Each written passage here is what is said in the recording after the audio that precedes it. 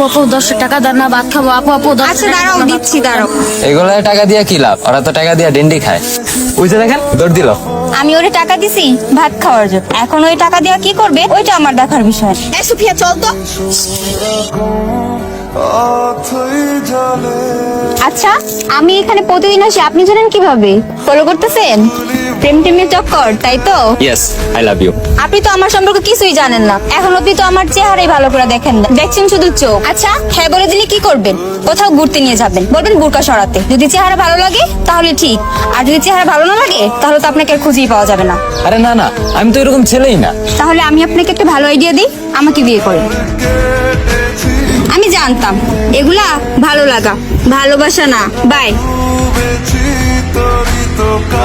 কিরে কারে খুঁজিস? না কাউকে। এসব প্রেম টেমের চক্কর বাদ দেন, আজকে থেকে আমরা ভালো ফ্রেন্ড হয়ে থাকি। সোফিয়া, আমরা বিয়ে করব। আর এই দেখো তোমার জন্য শাড়িও আনছি। আর এমনিতে বিয়ের কেনাকাটা আর অ্যারেঞ্জ করতে 2 দিন সময় তো লাগে। এখন শাড়ি তুমি বোরকার ওপরে পরো বা বোরকার নিচে পরো, এটা তোমার ইচ্ছে।